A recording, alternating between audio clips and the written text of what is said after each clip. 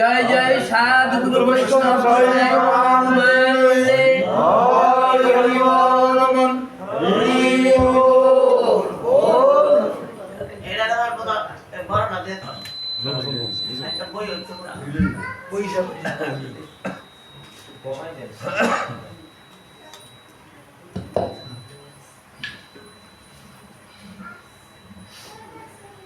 রামকৃষ্ণদেব সামনে না বক্সে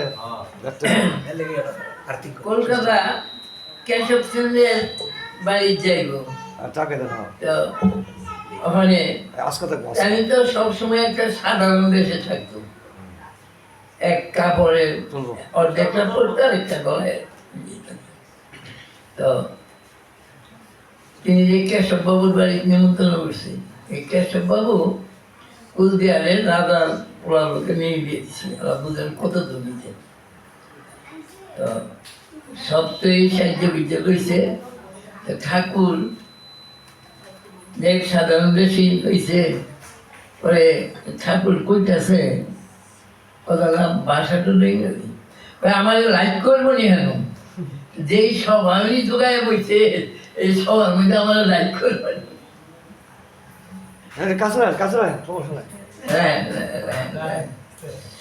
যাই হোক ঠাকুর রামকৃষ্ণ পরমহংসদেবকে স্মরণ করে স্বামী বিবেকানন্দ শ্রী শ্রী মা সারদা দেবীকে স্মরণ করে আজকে এখানে একটু হরিকথা হবে গান কীর্তন হবে আমরা শুনব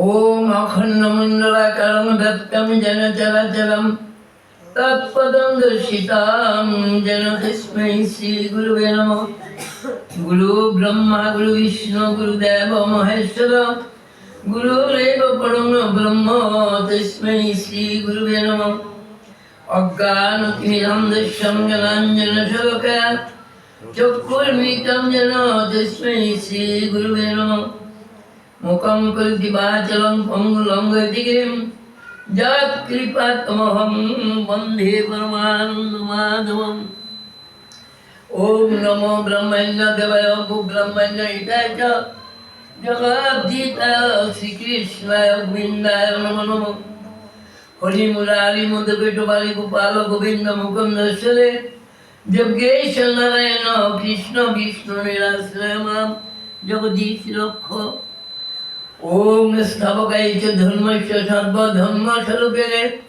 অবতার বরিষ্ঠায় রামকৃষ্ণায় নমঃ ওম নমঃ শ্রী ভগবতে শ্রী রামকৃষ্ণায় নমঃ ওম নমঃ শ্রী ভগবতে শ্রী রামকৃষ্ণায় নমঃ জননীং শরদাঞ্জলিং রামকৃষ্ণ জগদ্গুরু পাদ পদ্মে সীতা প্রণমামি মুহুর্মুহুঃ বঞ্চকল্পতরুশ্চ কৃপা সিন্ধুভ্যঃ চ পতিতানাং পাবনেভ্যো বৈষ্ণবেভ্যো নমো নমঃ হে কৃষ্ণ করুণা সিন্ধু দীনবন্ধু জগৎপতে গোপেশ গোপিকা কান্ত রাধা কান্ত নমস্তুতে তপ্ত কাঞ্চন গৌরাঙ্গ রাধে বৃন্দাবনেশ্বরী বৃষভানুসুতে দেবী প্রণমী হরিপ্রিয়ে জয় শ্রীকৃষ্ণ চৈতন্য প্রভু নিত্যানন্দ শ্রী অদ্বৈত গদাধর শিবাসাদি গৌর ভক্তবৃন্দ হরে কৃষ্ণ কৃষ্ণ কৃষ্ণ হরে হরে হরে রাম রাম রাম হরে হরে হরি নাম কৃষ্ণ নাম বলে মধুর যেই জনি কৃষ্ণ ভজে সে বড় চতুর উপস্থিত বৈষ্ণব ভক্তরা উপস্থিত ভক্তিমন্ত মেয়েরা সকলের চরণে আমি কুচি কুচি প্রণাম নিবেদন করছি মানব জন্ম সার এমন পাবে না বাহ্য দৃশ্যে ভ্রমণে মন কর যত্ন হবে জয় জীবাত্মা অনিত্য নয় হে জীব করো কিঞ্চন হে জীব মানব জন্মটা বড় দুর্লভ বহু সাধন তপস্যা ফলে এই মানব জন্মটা হয় রামকৃষ্ণ তো বলছেন দেখো এই জন্মটা যেন বিফলে না যায় কেন এখানে এসেছ ঈশ্বর লাভের জন্য কর্ম আদিকাণ্ড নিষ্কাম কর্মের উপায়, মানব জীবনের উদ্দেশ্য হলো ঈশ্বরকে লাভ করা। এই যে মণিমুক্তা যতই বলো, শান্তি বিনে সব বিফল, সব ছেড়ে দেহরি বলো, শান্তি বলো। আজকে যে সনাতন গোস্বামী এত ঐশ্বর্য বৈষ্ণবের মধ্যে আর কারো ছিল না, কিন্তু সেই মহাপ্রভুর কৃপা লাভ করিয়া ছোট ভাই আগে স্বরূপ দামোদর, তারা 3 ভাই, তিনি গেছেন যায় সময় চিরগুপ্ত লেখা দিয়ে গেছে 8 অক্ষরে যে দাদা এটা আমি বাংলাটা কই আর কি, কোথায় সেই রাম, কোথায় সেই অযোধ্যা, কোথায় সেই কৃষ্ণ, কোথায় সেই দ্বারকা মথুরা। এখন যুগের অবতার ভগবান শ্রী গৌর হরি এসেছে, আর বিলম্ব না করে তার চরণ তাই আজকে গোবিন্দের যা বলে আমি তাই বলবো, মা গ্রন্থ কিন্তু নিয়ে আসছি ঠিক হয়ে। এত ঐশ্বর্য, এত কিছু আমি একটা গ্রন্থের মধ্যে পাইছি যে সনাতন গোস্বামী যখন বাইরিয়া যায়, 9 নৌকা সোনা নদী গর্ভে ডুবাই দিয়ে গেছে, দান করণের সময় দিয়েছে না। বিবেক এবং বৈরাগ্য, এই বিবেক যখন জেগে যায়, বৈরাগ্য যখন আসে, তখন তৃণের মতো এই বিষয় সম্ভব যা কিছু আছে ত্যাগ করে মানুষ ঈশ্বরের প্রতি চলে যায়। তাই সনাতন গোস্বামী সমস্ত কিছু ত্যাগ করে তিনি একটু উচ্চরণ লাভ করেছেন। যাই প্রথম একটু, কারণ মহাপ্রভুর একান্ত ভক্তি হল সনাতন গোস্বামী, আর সনাতনকে নিয়েই মহাপ্রভুর অনেক লীলা হয়েছে। দেখ আমরা তাই হরির নাম কমিটি বলে অর্ঘর বিদেশ, ইনলেও যাহা যাওকে তাহা তোমার দেশ। যেখানে হরি নাম, যেখানে সাধু সঙ্গ, সেখানে মানবের যাওয়া কর্তব্য। কেন? সাধু সঙ্গ ব্যতীত জীব মুক্তি পাওয়ার দ্বিতীয় কোনো উপায় নাই। যত আপনি যাগ যজ্ঞ যাই কিছু করেন, পূজা অর্চনা করেন, কিন্তু সাধু সঙ্গ ব্যতীতে আপনার মুক্তির কোনো উপায় নাই। এই যে ধন ঐশ্বর্য যাই কিছু আছে, কিন্তু ভগবান শ্রীকৃষ্ণেরও 16,808 জন রমণী ছিল। যখন তিনি বয়স হয়ে তিনি যখন বুঝতে পারলো যে আর আমার এখানে থাকার জায়গা নেই এবং থাকবো না, তখনই তিনি মনে মনে সিদ্ধান্ত নিলেন, মা এই সমস্ত ধন ঐশ্বর্য নারী সব কিছু রেখে তিনি 125 বছরে সেই প্রবাস তীর্থে গিয়ে তিনি দেহ ত্যাগ করেন। আর দেহটা ত্যাগ করেছে তিনি, এটা আগের একটা অভিসম্পাদ ছিল, বালির পুত্র অঙ্গদ, এবং সেই অভিসম্পাদে তিনি এই দেহটা ত্যাগ করেছিলেন। কেন? তিনি ওই যে সরাঘাত কর্ম ফর্মা সকলেরই ভোগ করতে হয়, ভগবান যদি দেহ ধারণ করে আগে ভগবানের ভোগ করতে হয়, কর্ম ফলের হাই নাই। তাই বালির স্ত্রী সে অভিসম্পাদ করেছিল, সেই অভিসম্পাদের ফলে এই তার মৃত্যুটা এইভাবে হইল। এই জায়গায় আমরা আস্তে আস্তে একটু যাই, আমি তো 10টা বেশি থাকতে চলে বেঁচে গেছে প্রায় 9 তো ওই। আমরা কেন এখানে আসছি, যদিও অর্থের প্রাচুর্য বা খুব সুন্দর সাজগোজ, কি করছিলাম বক্স বানিয়েছি তো ভগবানের বিগ্রহ, ওরা এটা আজকে আজকে তো ভগবানের বিগ্রহ, আজকে রাখছি হ্যাঁ? আজকে রাখছি মাত্র আচ্ছা। ভগবানের বিগ্রহ সবই সুন্দর, কিন্তু এই যে মানব জন্ম পাই এগুলি সব কিছু জোগাড় হয়ে গেছে গা। আজকে গীতা পাঠ হয়েছে আশ্রমে 11 অধ্যায়। সেই গীতা পাঠের মধ্যে বলছে 11 অধ্যায়ে যে আমি কাল হইয়া সকলকে হরণ করি, এবং আমার সেই অগ্নি তুল্য আমার গব্বর মুখ সমস্ত আমার কিছু আছে, ডাক আছে। কিন্তু অর্জুন তুমি দেখো, অর্জুন দেখতেছে কি দুর্যোধন হইতে পাণ্ডবদেরও অনেক সেনা সৈন্য এই মোহের ভিত্তি গিয়ে ঢুকতেছে। আমরাও কিন্তু ভগবান আকই রয়েছে, এইটার ভিত্তি কিন্তু কয়েকদিন পরে আমরা যাইতেছি। এই জন্যই শরণাং তব চরণাং ভব হরণাং মম রাম, হে রাম তোমার স্মরণ নিলাম। তাই আমরা একটু হরিকথা পীযুষ,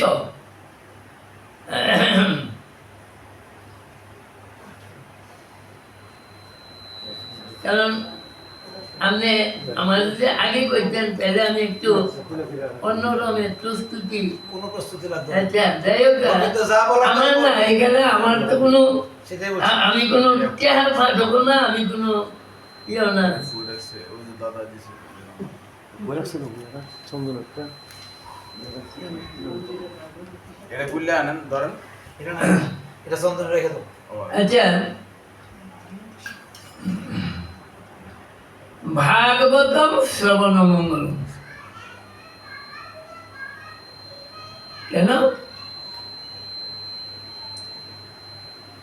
পরীক্ষিত মহারাজ অভিশপ্ত জীবন নিয়ে নৈমিষ অরণ্য হরিদ্বারে তিনি উপবেশন করিয়াছিলেন। আর সেই সুবাদে আমরা গ্রন্থে পাই 60,000 মণি ঋষি সেখানে আগমন করিয়াছিলেন। তাই পরীক্ষিত মহারাজ তাদেরকে প্রশ্ন করছিলেন যে হে ব্রহ্মর্ষি, দেবর্ষি, রাজর্ষিগণ, হে ব্রাহ্মণ দেবতাগণ, আমি মাত্র বয়স আমার 25 বছর। একটা গান গায় না, সাধনা মিছিল আশা না করিব, কিন্তু আমার সাধু মিশছে না, আশাও করছে না। তা আমার কিন্তু সেই সমীপ মণির পুত্র সিংহী দ্বারা আমি অভিশপ্ত হয়েছি, মাত্র আমি 7 দিন বাঁচব। হে ব্রহ্মর্ষিগণ, দেবর্ষিগণ, রাজর্ষিগণ, আমাকে বলে দিন মানব জীবনের উদ্দেশ্য হচ্ছে ঈশ্বরকে লাভ করা, আমি কি করে ঈশ্বরকে লাভ করতে পারব? কেউ উত্তর দিতে পারেনি।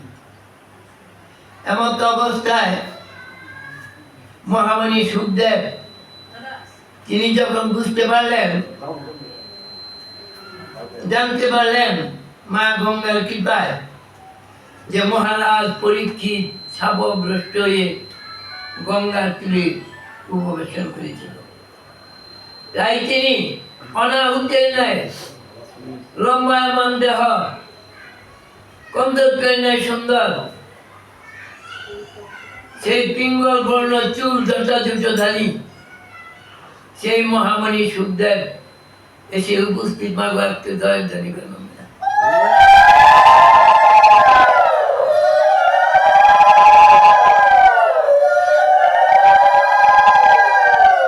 তাই মহামণি সুখদেবকে মহারাজ পরীক্ষিত আসনাদি দিয়ে চরণাদি প্রক্ষালন করে চরণামৃত গ্রহণ করে, তিনি চরণামৃত গ্রহণ করেন নাই, তিনি চরণামৃত মস্তকে দিয়েছিলেন। কেন? তিনি যখন উপবেশন করে বসেন তখন তিনি প্রতিজ্ঞা করেছিলেন, আমি যেই 7 দিন বাঁচবো এই 7 দিন আর আমি অন্য দানা কিচ্ছু খাবো না। অন্য জল কিছু খাবো না। এই উপবাসী থেকে তিনি হরি কথা শুনেছিলেন। এই যে উপবাসী থেকে শুনেছিলেন, সেই সুবাদে তিনি চরণামৃত মস্তকে ধারণ করেছিলেন। আর তখন গুরুদেবকে প্রশ্ন করেছিলেন যে গুরুদেব, আমার তো মাত্র 7 দিন সময় আছে, আমার তো সময় নেই, এই সময়ের ভিতরে আমি কি করে ভগবান লাভ করতে পারি? সেই মনির শিশুকাই কথাটি বলছিল, তারা উত্তর দিতে পারে। তখন মহামণি সুখদেব বলছে, রাজন, ভয় নেই, ভয় নেই। আমি যেই ভাগবত কথা তোমার কাছে নিয়ে এসেছি, যদি কেউ কিঞ্চিত মাত্র শুদ্ধ মনে কিঞ্চিত মাত্র শ্রবণ করতে পারে, কিঞ্চিত মাত্র শ্রবণ করিয়া সে শঙ্খ চক্র এই কিঞ্চিত মাত্র আমরা, আমাদের মন যদি শুদ্ধ হয়, দেহ মন প্রাণ শুদ্ধ হয়, তাহলে কি হবে? তাহলে হরি কথা করা মুহূর্তের মাঝে মুক্তি হওয়া যায়। মান শুদ্ধ মন শুদ্ধ দেহ, আর ভগবানেরও শুদ্ধ বস্তু। যাই হোক, এই হরি কথা আরম্ভ হয়ে গেল। আমরা আজকে যে হরি কথা যেখানে আরম্ভ করছি, সেটি হচ্ছে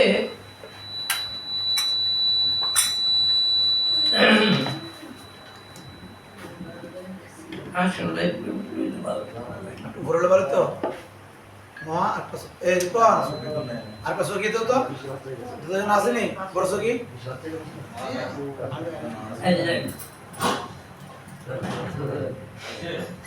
এই না না এদিকে আছে এটা মুড়া দিল না না না এই এটা তো চলে তোর পাঁচশো কি এটা নিচে আর দিয়ে দেবো তাড়াতাড়ি আমরা যার কথা শুনবো তিনি হলেন রামকৃষ্ণ মিশনের 8ম প্রেসিডেন্ট। তিনি 8ম প্রেসিডেন্ট। আর তিনি যখন কুমিল্লায় এসে বাংলাদেশেও অনেক শিষ্যকে তিনি দীক্ষা দিয়েছিলেন। সেই সময় আমি গোপালজি আশ্রমে ছিলাম। যাই হোক, অনেক দিনের কথা। আমরা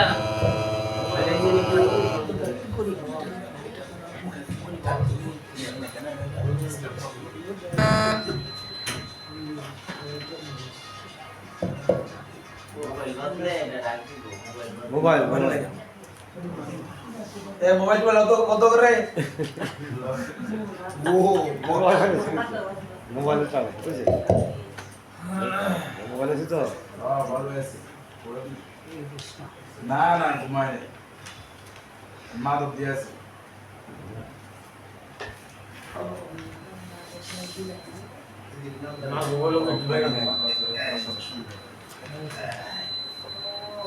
দেশ ইন রেউকে যাহা যাওকে তা তোমার দেশ। মনে করি যে আসছি বাড়ির মায়ের গেলাম, ত্যাগ করে দিয়েছি, কোনো অসুবিধা নেই। আবার কোন 10টা দাম লাগবো তো কেমন হইব না, সেটা আমার বয়সের কারণে বলতে হয় আর কি। যে আমরা বয়স কেমন বাড়ছে না কমছে কমছি, সবাই বলে বয়স বাড়ে, আমি বলি কমবে। আমরা তো নমস্কারটা দিই নাই। তদ্দিনম দুর্দিনম মন্যে মেঘাচ্ছন্নম ন দুর্দিনম যদ্দিনম হরিকথা বীজেষ বর্জিতম। সেদিনে আমাদের দুর্দিন, যেদিন আমরা হরিকে ভুলে থাকি। মেঘাচ্ছন্ন দিন দুর্দিন নয়, যেদিন আমরা হরিকে ভুলে থাকি সেদিন আমাদের আসল দুর্দিন। এই যে ভক্ত এসে করতে রয়েছেন, এই ভক্ত ভাই দিয়া তবে আমার রয়েছে তার হরি, তার শ্বশুর বাড়ি। আরে বাবা, বিরাট এলাকা, বিরাট সব কিছু। যাই হোক, খুশি হইলাম তো যাইছেন। মেঘাচ্ছন্ন দিন তো দুর্দিন নয়, পাইলেন একটু উঁচা কিছু। আনছে আচ্ছা আচ্ছা আচ্ছা আচ্ছা দেখ, আয়া বলো মেঘাচ্ছন্ন দিন দুর্দিন নয়, যেদিন মেঘে আচ্ছন্ন করে বৃষ্টি বাদলে মানে এইটা দুর্দিন না। সবচেয়ে বড় দুর্দিন হলো যখন আমরা হরিকে ভুলে থাকি, হরি কৃষ্ণ হরি বল হরি বল হরি বল হরি বল এইটা আমাদের আসল দুর্দিন বলছে। উপনিষদে দেখি শিষ্য গুরুকে জিজ্ঞেস করছেন, কস্মিন ভব মহ বিজ্ঞতে সর্ব অভিধান, অর্থাৎ হে ভগবান, কাকে জানলে সব জানা হয়ে যায়?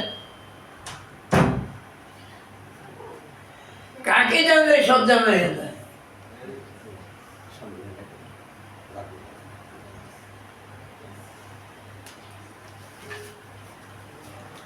আচার্য বললেন, ঈশ্বরকে জানলে সমস্ত জ্ঞান অধিগত হয়।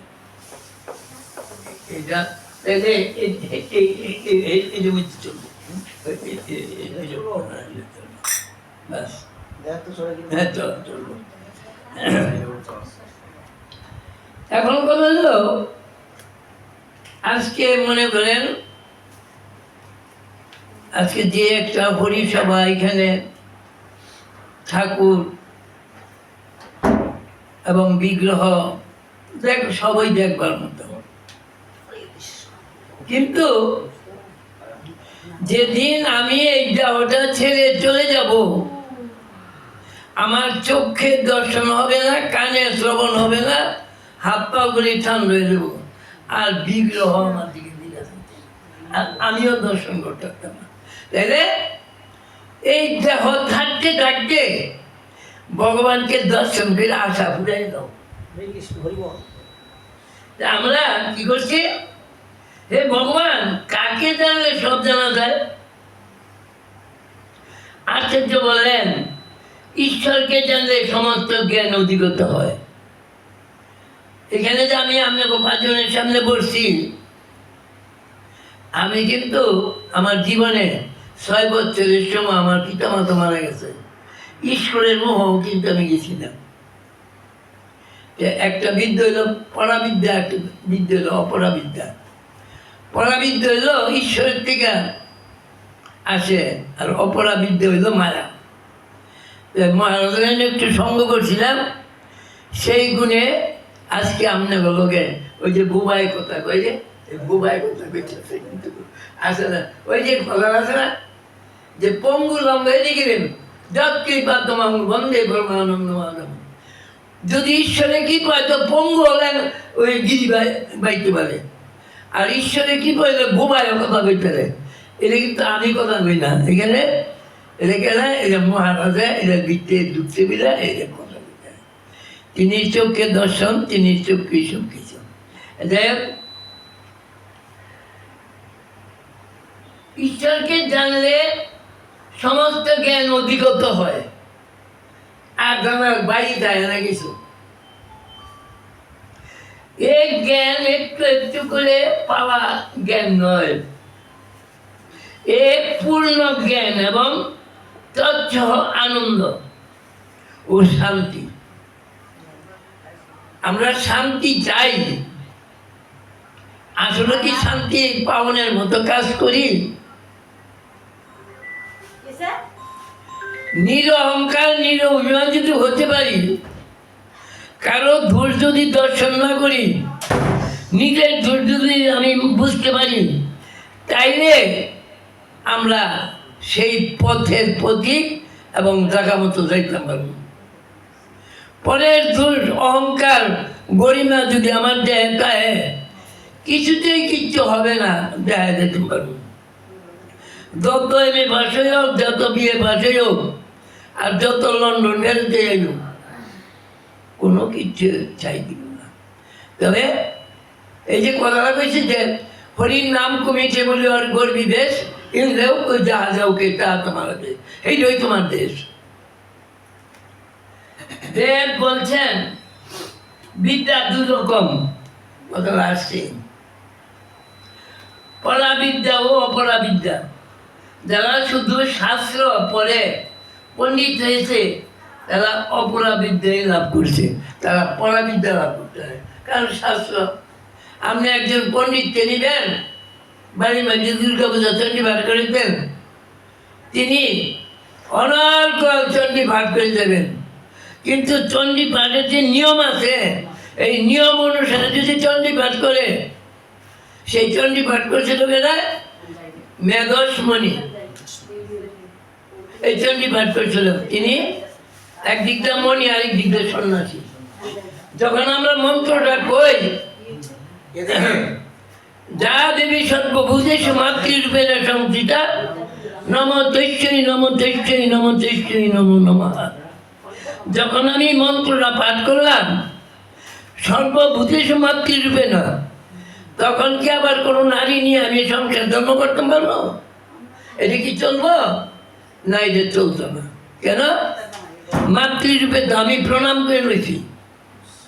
এখন সকলেই নারী আমার মা, চলতো না। এই জন্য ব্রহ্মচারী সন্ন্যাসীর প্রয়োজন হয় এই চণ্ডী পাঠ করতে। যাদের নারী সম্বন্ধে, স্ত্রী সম্বন্ধে অগাধ জ্ঞানের অধিকারী হয়েছে এবং মাতৃভাবে যারা বুঝতে পারছেন, তারাই একমাত্র এই চণ্ডী পাঠের অধিকারী। আচ্ছা, তাকে না জানলে বেদ বেদান্ত বেদাঙ্গ সবই তো অপরাবিদ্যা, যা আছে সব অপরাবিদ্যা, বেদ বেদাঙ্গ যা কিছু আছে। কিন্তু পরাবিদ্যার দ্বারা পরম পুরুষকে জানা যায়। পরম পুরুষকে সেই শঙ্খ চক্র গদাবদ্ধধারী নারায়ণের এই পরাবিদ্যা জানা চাই। ঠাকুর অপরাবিদ্যা উপেক্ষা করেছিলেন, আমি চাল করা বাধা বিদ্যা শিখবো না, আমি যজমানি করে দুর্গা চাইলে বাড়ি যেতাম না। কি করবি? ভাই আনছিল সেই দক্ষিণেশ্বর রাসমণির কালীবাড়ির মধ্যে পূজা দেওয়া নাই, গলা দর করে না, আমি পূজা করতাম না। তো তুই কি করবি? আমরা দরিদ্র, আমরা সংসার চলবো কেমনে? বাপ মরে গেছে, মায় আছে, ভাই বোন আছে, আরো ভাই আছে। দাদা আমি তো এই যা করতাম না। তুই যাই কর, আমার লোক একটু সহযোগিতা কর। সহযোগিতা করতে গিয়া সময় সময় পূজা দিতে হয়। তো মন্দিরে গিয়া পূজা যখন দিতেছে তখন কইতেছে, মা তুই আমাদের যে দিলি না, আমিও তোরে জানলাম না, আমি তোর পূজাটা কেমনে করবো? তাই তিনি কি করতেন? নিত্যি দক্ষিণেশ্বর পাকা ঘাট এই গঙ্গার তুই গিয়া মাথা গইসা মাথা মোড়াই করতে, মা তুই আমার একবার একটু দেখা দি। কে গতকালকে দিন দেখেছে গা, এইটা ফিরে পাইতাম না। আজকের দিন যা আছে তুই যদি দেখা না দেস, কালকে আমি বাঁচবো না, না বাঁচবো আমি জানি না। আজকাল মধ্যে তুই আমার দেখা দিবি। এই কথা না কই আমি সংক্ষেপে একটু ইঙ্গিত দিয়ে যাচ্ছি। এই কথা না কইয়া তিনি সেই ভবতারী মন্দিরের মধ্যে যাইয়া ওই যে পাটাবলি দেয়, খড়গোটা লইছে, খড়গোটা লইয়া আমার সামনে দাঁড়াইছে। মা তুই যদি এখন আমাকে দেখা না দিস, তোর সামনে এই খড়গ দিয়া মাথা কেটে তোর চরম তলে দিয়ে যাবে। এই কথা কয়ে জানি খড়গোটা ধরছে, এমনি মা ভবতারিণী এরে কথা ধর, করিস কি করিস কি, এই যে আমি এলো। এটা হলো জাহাজ করা ভাব। তুই জাহা না দিলে অহনে আমি গলা লাগাবো না। এই জন্য একটা তমভাব, এই তমভাব, এই তমভাব দিয়ে ঈশ্বরকে লাভ করা যায়। তম শুধু যে খারাপ তা না। কি আজকে আমি ঈশ্বর লাভ করতাম না, আমি করবো বাঁচিয়ার মরি, মোট তো মরণ তো একদিন না, মরণ তো 2 দিন না, একদিনই হয়তো পাবো না হয় না পাবো, তবে তোর চরম করে দিয়ে দেবো মাথাটা। আরে কথা দর করিস কি, তাই কথা দর কইতেছে কি গো এলি আমার মাটি এলি, শুনবা মনের দুটো কথা বলি। মা কেটাইলি তুই, কে গো এলি মাটি এলি, শুনবা মনের দুটো কথা বলি। এত দুঃখ দিয়ে সামা যদি দয়া প্রকাশিলি, দুঃখ তো আর কম দিছে না। আর ঈশ্বরকে লাভ করতে যারাই লাভ করেছেন অত্যন্ত দুঃখের ভিতর দিয়ে ঈশ্বরকে লাভ করে। সুয়ের মধ্যে থেকে ঈশ্বর লাভ হয় না, দালান কোঠায় লেপ্ত শোকে পালনকে সুজা ঈশ্বর লাভ হয় না। ওখানে আমি যদি এন পানি মন মুগ্ধকর কথা পেয়ে যায়, এটা কিন্তু আমার ঠিক হইতো না। কেরে ভুল হবে, পাপ আজ আমার হবে, কারণ ইনি আমার ডাক দিছে ওনারে হজাক করে না লেগে। যদি হজাক না হইতে রে তাহলে তো ভাই চলতো না। পাঠ করি ঠিক ওই মাধব দিয়ে আক্রামজি, অর্থাৎ মহারাজ যখন পরীক্ষিত মহারাজ যখন মহামণি সুখদেবের কাছ থেকে পাঠ শ্রবণ করেন, 2 জন মাত্র শ্রোতা, একজন হলো বক্তা। বলে আমরা তো ভাগবতে শুনি 60,000 মণি ঋষি, আসলে 60,000 মণি ঋষি আছে, তো 2 জন শ্রোতা হইল কে? মা একজন হইল লোমসমণির পুত্র উগ্রশ্রবা, আরেকজন হলো মহারাজ পরীক্ষিত। এই লোমসমণির পুত্র তিনি কান খাড়া করাইয়া ওই যে মহামণি সুখদেব যা কইছে তা তিনি শুনছেন। এটা দেখে ওনার নাম হলো উগ্রশ্রবা, ওই কান খাড়াই করে। আর পরীক্ষিত তো অনেক মানুষ এখানে আমাকে আঁকড়া তো বইরই জায়গা, অনেক মানুষই শ্রোতা কয়টা ভাই বাবা বুঝতে হইব আর দেখতে হইব। যাই হোক, তবু যে তারা গোবিন্দের নামে আসে, যে কোনো ভাবে আসুক, এখানে আসলে মঙ্গল হবে। এই হরিসভায় আসলে মঙ্গল হবে। এগুলো হরিসভা, সাধু সঙ্গ। শঙ্করাচার্য বলছে ক্ষণমীয় সজ্জন সঙ্গতি রেখা ভবতী বাবার নবে তরণে নৌকা।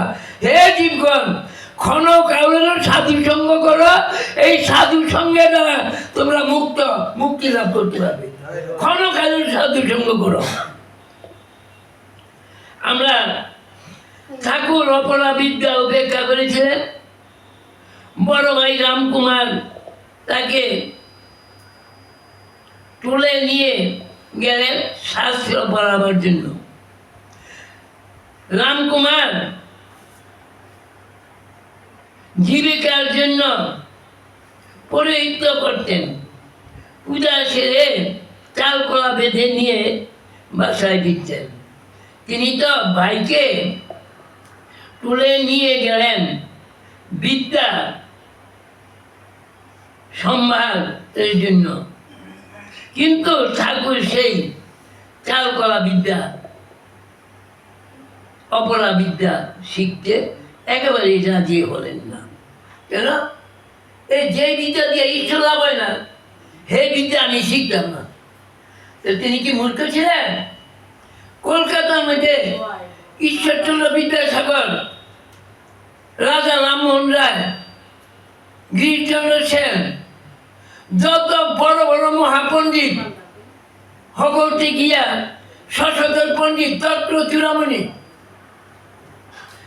তিনি কে কইত ঠাকুর আমরা কত বিদ্যা, কত গ্রন্থ, কত কিছু পাঠ করছি, অনর্গল কই, কিন্তু তুমি যেই বিদ্যা লাভ করছ এ মাথা ডিঙ্গে আকাশ দাদায়,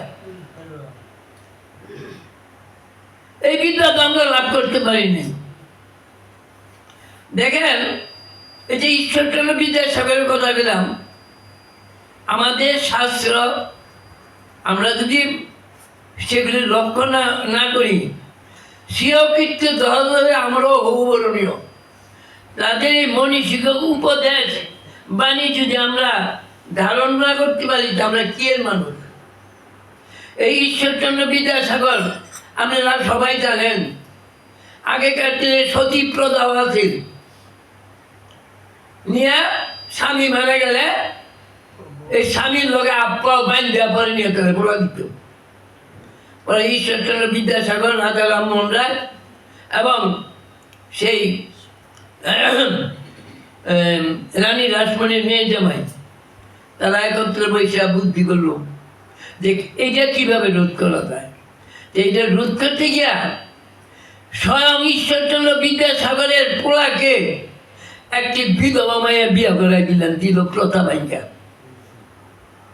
তারপরে যে সন্তান হয়েছে দেবতীন্দ্র সন্তান, নিয়ে স্বামীর লোকে ফোলা দিলে এই সন্তান বই ভাই ধরলে। এবারে লক্ষ্য করতে গেলাম ঈশ্বরকারী ধর্মকথা শুনলাম আর প্রসাদ খেয়ে গেলাম গাইতে না। ধর্মের গুড় নিগুড় তত্ত্ব আমার জানতে গো। যেমন সনাতন গোস্বামী, অদ্বৈত গোসাই, এরা মহাপ্রভুর কাছ থেকে সেই নিগুড় তত্ত্ব তারা জেনে নিয়েছিলেন। আবার কি আরেকজন এলেন হরিদাস, যাকে যমন পুত্র বলা হয়, আসলে কিন্তু সে যমন পুত্র নয়। তার ইতিহাসটা হইল ওই মুসলমান বাড়ির পাশাপাশি এই ব্রাহ্মণ পরিবারটা থাকতেন। এই হরিদাসের জন্ম হওয়ার সাথে সাথে এই ব্রাহ্মণের মৃত্যু হয় এবং এই পত্নীরও মৃত্যু ঘটে। এই মৃত্যু ঘটার কিছু আখ্যানে এই ছেলেটাকে মুসলমানের কাছে তুলে দিয়েছে। এইগুলো হরিদাসের জন্ম কাহিনীটা। এখন তিনি কিন্তু এই নাম, এই যে কৃষ্ণ নাম, এই কৃষ্ণ নামে অনর্গল তিনি বলতেন, কিন্তু শাস্ত্রের লেখাতে যে তিনি 3 লক্ষবার নাম করতেন। মা কিছুতে আপনি 3 লক্ষবার নাম করতে পারবেন না। আমি নরসন্ধি রামকৃষ্ণ মিশনে এই কথাটা উত্থাপন করে পরে আমার এক বাবু জিজ্ঞেস করছে, তিনি থাকে আমেরিকায়, আসছিল, অনেক ভক্ত। বলে আচ্ছা বাবু আপনি এই যে সম্বন্ধে কি করেন? আমি এই যে সম্বন্ধে কি 3 লক্ষ, 3 লক্ষ।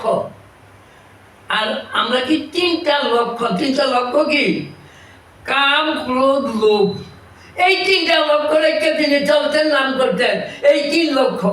হরে কৃষ্ণ, হরি বল। এখানে বিশেষ তাৎপর্য আছে। এখন কিন্তু ঠাকুর সেই তেলকলা বাঁধা বিদ্যা, অপরা বিদ্যা শিখতে একেবারেই রাজি হলেন না।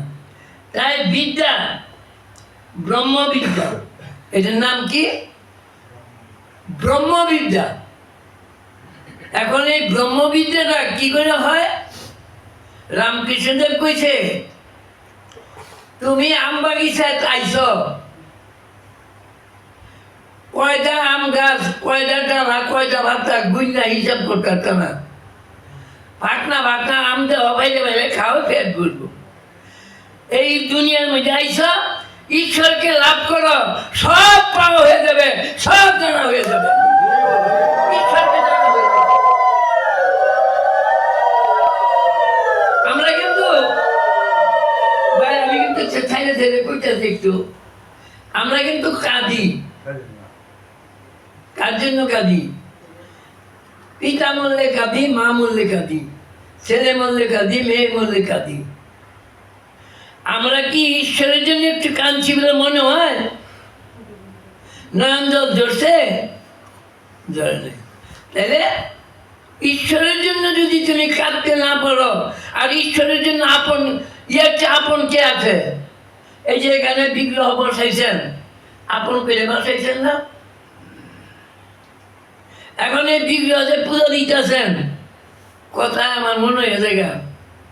রাজা দয়মাল, রামকৃষ্ণ কথামৃতের মধ্যে আছে, তিনি রাজা, আপনার মতে মনে বিগ্রহ কইরা তিনি সমস্ত কর্মচারী, রাজকর্মচারী সবাইকে বলে দিছে যে আমি সকাল 10টা পর্যন্ত ঠাকুর ঘরে থাকুন, আমার কিন্তু কেউ ডাক দিতে পারবে না, আমার ইচ্ছা মতো আমি ঠাকুরের সেবা বোঝা দিয়ে পারি।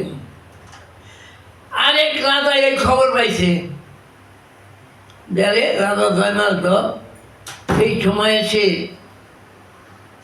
ঠাকুর মন্দিরে থাকে, এই সময় হলো আমরা গিয়ে ওখানে রাজা জয়মালের রাজ্যটা দল বেরলাম। এদিকটা এই রাজা চক্রান্ত করে যত সৈন্য সামন্ত লইয়া আইয়া এই রাজ্যকে ঘেরাও করছে।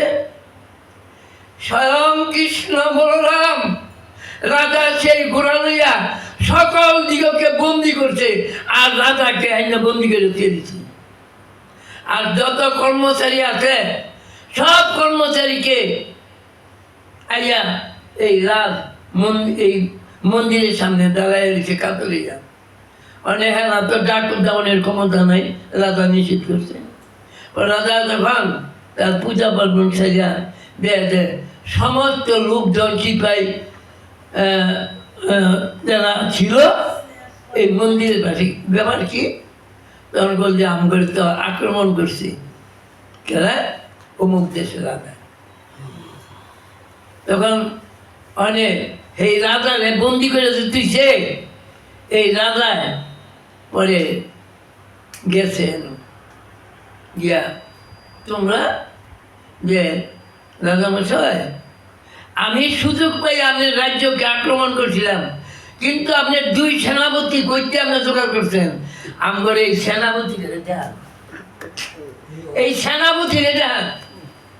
তখন রাজাই বলল যে ভাই তোমাদের ভাগ্য এই সেনাপতি তুমি দর্শন করতে পারছো, আমি যে পূজা অর্চনা করি আমিও আজ পর্যন্ত দিইনি।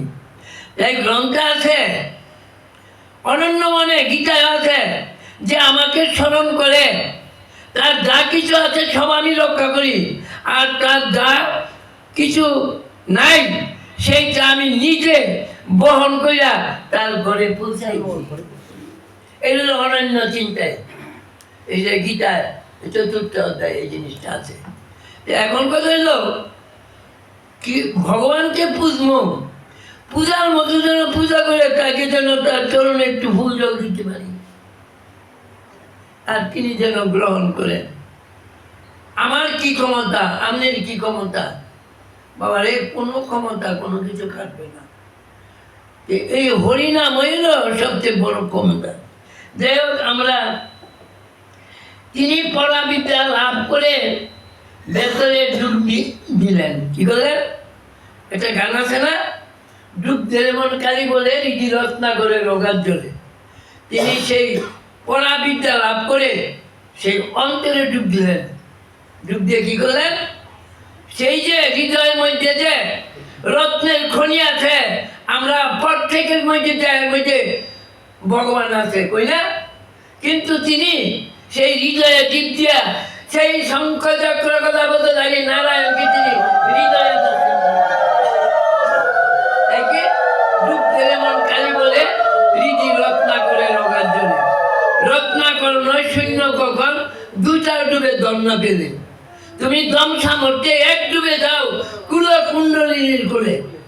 বাবা রে, যাই কিছু করছেন, আমি একটা বিষয়ে খুশি হয়েছি যে আপনি ঈশ্বরকে নিয়ে সংসার করতেছেন, না আমি ধন্যবাদ জানাই।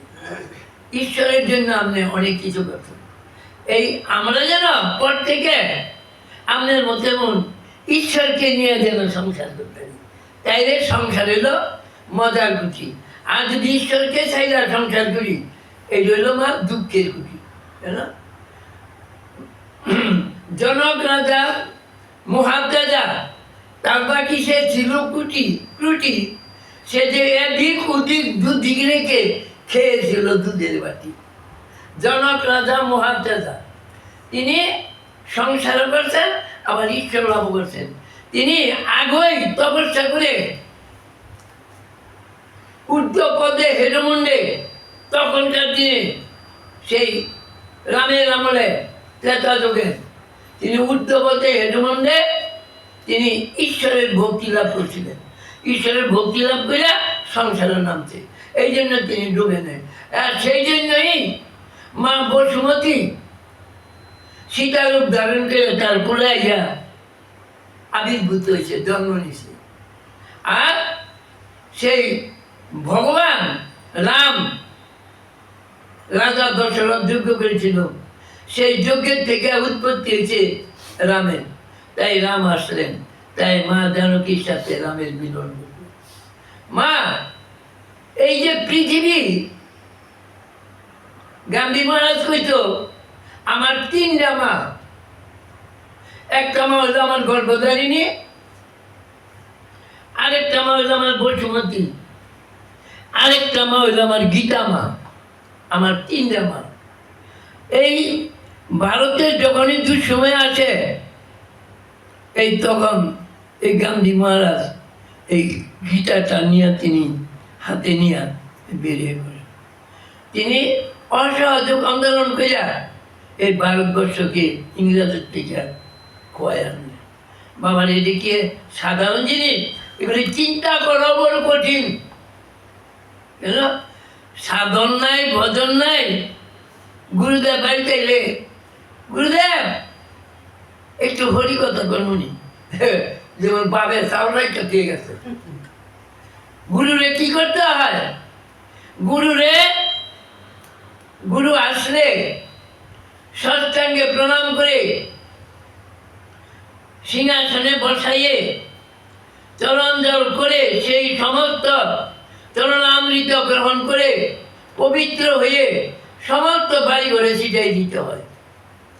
তারপরে গুরুকে সেবা দিয়ে এবং গুরুর কাছে বসে গুরুকে শান্ত করে পরে গিয়া জিজ্ঞেস করতে হয়, কি গুরুদেব আমি যদি উপযুক্ত হই তাইলে আমার একটু কৃষ্ণ কথা বল। এই বিনয়টা শিক্ষা করতে হইব। আমার বাড়িতে আইলো, দাদা এত কষ্ট করে আইছে, দাদা একটা গান গান। দাদার কি আচার ব্যবহার করলাম, দাদারে কি সম্মান জানাই না না কিছু করলাম, হ্যাঁ গান গান। যে আমার বাবা চাউরাইটা দিয়ে গেছে। এত অবস্থা না ভাই, কোনো কিছু বিদ্যা, সব কিছু বিদ্যার দাম আছে, কিন্তু কি সব জিনিসের মূল্য আছে, মানুষের দাম নাই।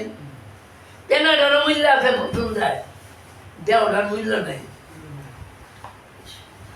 যাই হোক, হরিবল হরিবল। যাই হোক, সমাধি ভূমি হতে অমূল্য রত্ন তুলে এনে দু হাতে ছড়ালেন, কি সেই হৃদয়ের মধ্যে ডুব দিয়া, তিনি হৃদয়ের মধ্যে ডুব দিয়া তিনি সেই অনন্ত প্রেমের যে মালিক, সেই মা ভবতারিণীকে তিনি তার হৃদয়ে জাগাই দিলেন। আর যাই কিছু করতেন তিনি সেই অনন্ত কোটি বিশ্বের মালিক যিনি মা, সেই মাকে তিনি জাগাইয়া তিনি এই কাজ করলেন। রামকৃষ্ণ পরমহংসদেব সম্বন্ধে জানতে হইল কিছু সাধন লাগবো, কিছু ভজন লাগবো, আর এমনি ফট করে হইতো না। আমরা ভক্তেরা আমরা সঙ্গীত শুনবো। আমি আর বেশি সময় নিতাম না। যে মা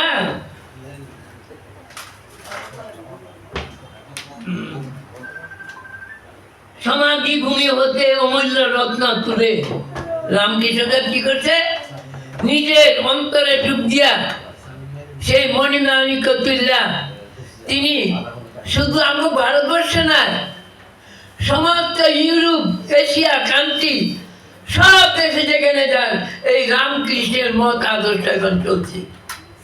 আমরা গর্ব যদি কই বলে কই কই, কিন্তু রামকৃষ্ণ পরমহংসকে বুঝতে হলে আগে বুঝুন লাগবে স্বামীজি। আর স্বামীজির সঙ্গে যারা ছিল রামকৃষ্ণ দেবেন সে 12 জন, আগে বুঝুন লাগবে হ্যাঁ করে, তারপরে তার ভাব বুঝা হইব। মা একে এমনি খবরদা এটা কোনো আমার বাপে কামাই করে দিয়ে গেছে না যে আমি এই দৌড় পাইলাম। দেখি তিনি পড়াবিদ্যা লাভ করে ভেতরে ডুব দিয়ে দিলেন, গভীর সমাধি বিমে হতে অমূল্য রত্ন তুলে এনে দুহাতে ছড়ালেন। সাধারণ লেখা পড়ার ধার দিয়ে তো গেলেন না, অথচ তার কথামৃত পড়ো, তাতে গীতা ভাগবত নিখিল শাস্ত্রে সার পাবে।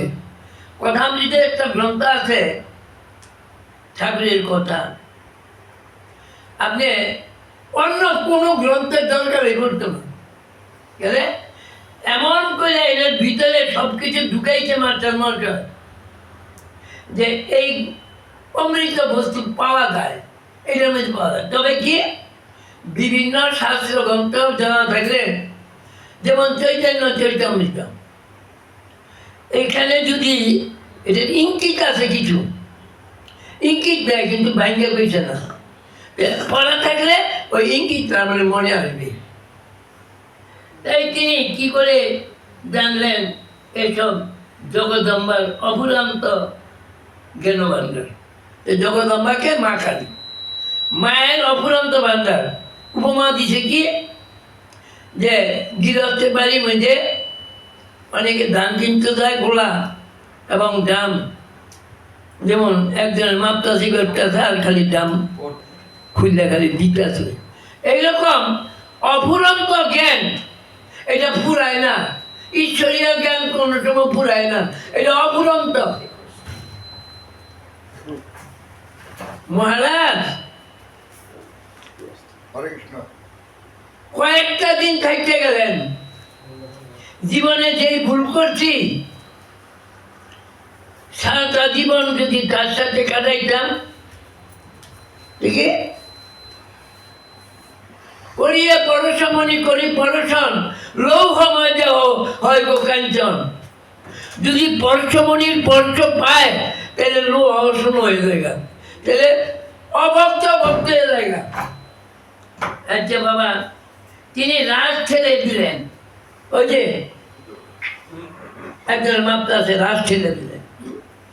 ঠাকুরকে দায়িত্ব তার বাণী শুনে আচার্য পণ্ডিত বৈজ্ঞানিক কলকাতার মধ্যে বিশেষ পণ্ডিত শশধর পণ্ডিত, তিনি সব কিছু ফালায় দিয়ে এই ঠাকুরের সঙ্গ করতে। ঠাকুর, আমি যে বিদ্যা শিক্ষা করছি এই বিদ্যা বিদ্য হই না, তাহলে আপনার কাছে আসি গেলে আপনি সেই অফুরন্ত বিদ্যাতে ভগবান সেই বিদ্যা শোনার জন্য আসছি, দেখবার জন্য আসছি, এই শশধর পণ্ডিত কইছে। অথচ ইনি নাম ডাক এত ছিল, কিন্তু কইছে যে আপনার কথা যদি শুনি সব মাথা ডিঙে জায়গা।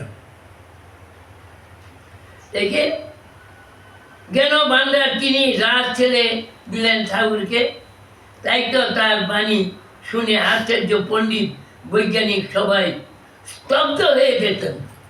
আর আধারণা পড়ে জানে না এই বামে করতেই গেলে কয়। সেই রামকৃষ্ণ কইছে এই কথামৃতের মধ্যে জামা চলমাসে লিখছে, একটা কথা আমি বলি না, আমার হৃদয়ে মেসে থাকা মা কালী কইছে। যেমন গীতার কথা ভগবান শ্রীকৃষ্ণ অর্জুনকে উপদেশ দিচ্ছেন, একটা কথা অন্য কারণ, সবই ভগবান শ্রীকৃষ্ণের কথা। আর অর্জুন প্রশ্ন করছেন, সেই প্রশ্নের উত্তর দিচ্ছেন। দেখ আমরা দেখি ঠাকুর তার অনুভূতি লব্ধ, অনুভূতি একটা হলো অনুভব আর একটা হলো অনুভূতি, এই দুইটা জিনিস বোঝা যায়। অনুভবটা কি আর অনুভূতিটা কি, কত দিয়ে একজনে কইতে পারেনি। অনুভূতি ও অনুভব, অনুভব হইল যেমন শরীরের মধ্যে একটা পিঁপড়া বাইতেছে, এই হইল অনুভব। আর অনুভূতি হইল সেই পরমাত্মার সঙ্গে তার মিলন ঘটে, সেটা হলো অনুভূতি। তত্ত্ব, নিখুঁত তত্ত্ব জানতে হলে একটু সময়ের প্রয়োজন পড়ে, এটা দিয়েছেন। তার উপলব্ধি সত্য জেনে জগৎ আজ মুগ্ধ হয়ে যাচ্ছে। আসল জিনিস তো বাইরে নয়, ভেতরে। কি ডুব ডুব ডুব ডুব সাগরে আমার মন, তলাতল পাতাল খুঁজলে পাবি রে প্রেম রত্নধন। খুঁজে খুঁজে খুঁজলে পাবি হৃদয় মাঝে বৃন্দাবন, হৃদয়ে খুঁজেন হৃদয় মাঝে বৃন্দাবন।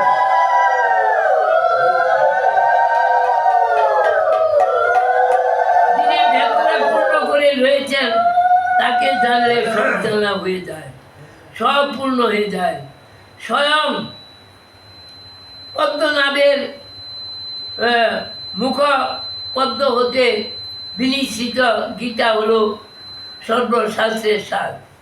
শ্রীকৃষ্ণ যুগযুক্ত অবস্থায় গীতা শোনালেন অর্জুনকে। এই গীতা ভগবান শ্রীকৃষ্ণ যুদ্ধের পরে অর্জুনকে বলছেন, অর্জুন এখন তো যুদ্ধ হয়েছে, অনেকদিন পরিশ্রম তো হয়েছ, আজ একটু বেড়াই।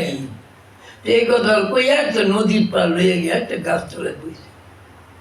বইছে বলে অর্জুন কইতেছে যে, সখা আমাকে যখন তুমি গীতা বলছিলে তখন আমি যুদ্ধে ব্যাপৃত ছিলাম, আমি যুদ্ধের মধ্যে ছিলাম, কিন্তু আজও আমার কানের মধ্যে সেই গীতা বাণীগুলি এখন আমি শুনতে পাইতেছি। কিন্তু কৃপা করে যদি আবার একটু আমার এই গীতা বাণী কইতা। অর্জুন শোনো, আমি যে তোমাকে গীতা শ্রবণ করেছিলাম, সেই 18 দিন আমি ব্রহ্মের সঙ্গে যুক্ত হইয়া সেই ঈশ্বরীয় কথাগুলি আমি তোমার কাছে কইছি। এখন তো আমি যুগযুক্ত না। তো বাবা, এই যে পাঠ আর কীর্তন রায় একটা যোগ আছে, সেই যোগ লাগবো। আপনি একটা কীর্তন করবেন, একটা গান করবেন, এর একটা প্রস্তুতি লাগবো। আর প্রস্তুতি না হলে এটা হবে না। এবং এই যে যন্ত্রগুলি সাজাইছেন, প্রত্যেকটা যন্ত্রের লোকে প্রত্যেকটা একটা মিল আছে। একটার মধ্যে টুকা দিলে হগলগুলি বাঁধবো, আর যদি নাম আছে তাহলে জড়িত না। তাহলে কি অর্জুনকে বাস্তবিক অবতার পুরুষের এই হলেন ব্রহ্মের সহিত সংযোগ প্রণালী। কারণ তিনি ব্রহ্মের সঙ্গে যুক্ত হইয়া এই গীতাবাণী করেছেন। আর রামকৃষ্ণদেব শ্রী শ্রী জগদম্বাকে হৃদয়ে রাখিয়া তিনি এই শাস্ত্র ব্যাখ্যা করছেন। বাবার এটা অমূল্য ধন। বাস্তবিক অবতার পুরুষের হলেন ব্রহ্মার সেই যুগযুক্ত প্রণালী। তাদের মধ্যে দিয়ে আসে ব্রহ্মবাণী, তারা ব্রহ্মের সাথে যুগযুক্ত থাকেন। এই হলো গুহ্য কথা। আচ্ছা, রাগাত্মিকা ভক্তি এলে সব সহজ হয়ে যায়। এই ভক্তিতে তিনি বাধা পড়েন। কি করে ভক্তি লাভ হবে? ঠাকুর বলছেন, কামনাবাক্যে উপাসনা করতে হয়। পায়ে হেঁটে মন্দিরে যাওয়া, যেমন আপনারা অনেকখানি কষ্ট করে গোপাল দিতে আইছে, কত দূরতে আইছেন। এটার নাম কি? এটার নাম হলো সাধনা। আর এইখানে বৈশা যে হরিকথা শুনছেন, এটা হলো ভজন। এটার নাম হলো সাধনার ভজন।